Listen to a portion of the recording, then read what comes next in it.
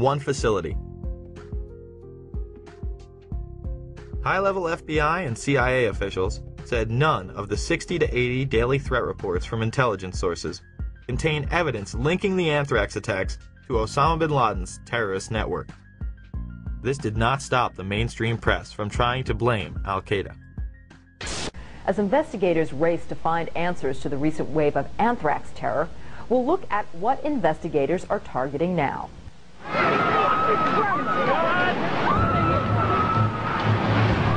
Since September 11th, Americans have been put on alert. This is so terrible. Investigators are trying to ward off more attacks by dissecting the terrorist plan for September 11th, looking for patterns, methods, associates that could reveal what else terrorists had in mind. It was not something smuggled in from Iraq. It was not something smuggled in from any Middle Eastern country. It was U.S. government ultrafine granulated weaponized anthrax spores. There was another story that the media absolutely would not touch, the story of Dr. Philip Zack. And it goes back to the U.S. government lab where the anthrax was stored. It was reported that official U.S. government documents in the anthrax investigation showed that Dr. Zack had entered the laboratory where the anthrax used in the letters was kept without proper authorization after having lost his job. Somehow the Bush administration would have the foresight to be on Cipro 6 weeks prior to the attacks. How convenient. An attack traced back to U.S. government facilities, and the president and his staff happen to be taking the antidote before it's even in the mail. Judicial Watch would file suit against the administration for its actions. Well, this is another good example of how certain people consider themselves to be above the rest of us. On September 11th, I think it'll come as a shock to a lot of people, but it's been reported by the New York Times and other major news organizations and confirmed by the White House. The President's office and Vice President's office went on Cipro, the antibiotic that was used to combat anthrax. The White House went on Cipro. It must have known that either an attack was underway or was imminent. It shows you that some people in this country are less than equal and are not treated like the political elites.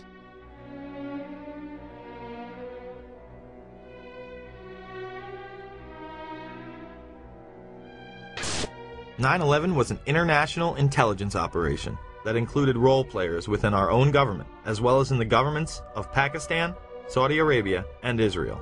Each played a compartmentalized role in order to create a climate of fear and confusion.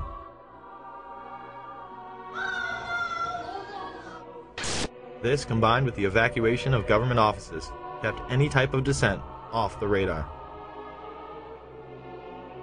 It was a time when Americans felt they needed to rally around their leaders, and they did. I can hear you! And the people who knock these buildings down will hear all of us soon. God bless America! USA! USA! USA! The power structure used that unity to pass nightmarish legislation, beginning with the Patriot Act, which was written before 9/11.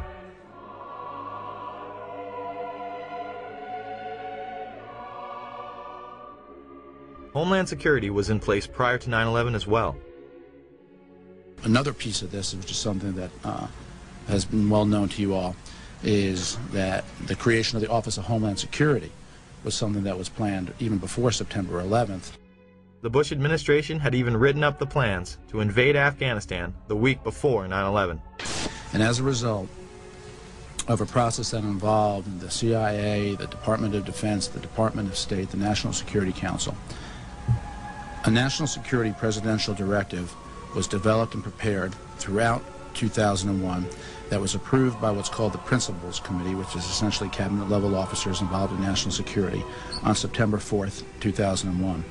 That document was then finalized on September 10th. I think it was focused on al-Qaeda from the various earlier days. We fight a fabled enemy, the likes of which that can never be defeated.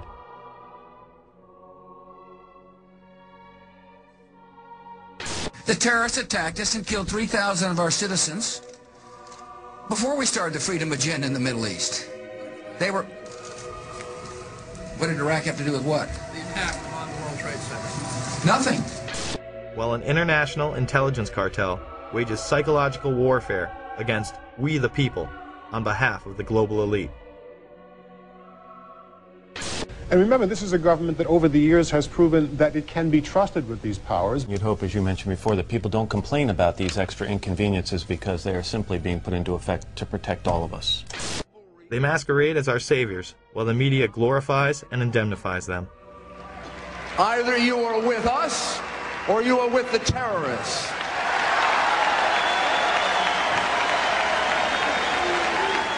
Don't let anyone tell you otherwise. Certainly not a disingenuous filmmaker who would have us believe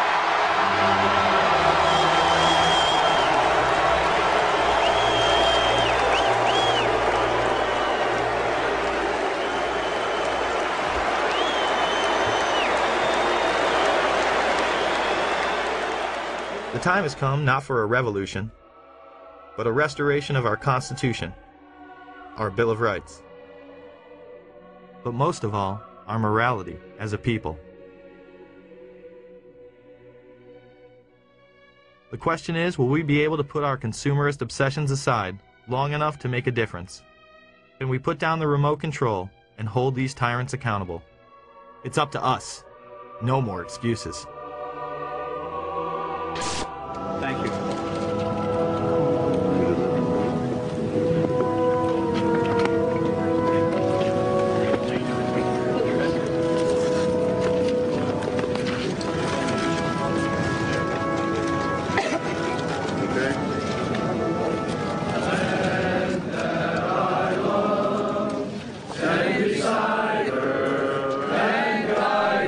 This is wild. Through the night with the light from above, from the mountains, to the prairies, to the ocean. Down. Can't be doing no pictures. Okay, it's NBC News. You understand? It's NBC News. I don't care who it is.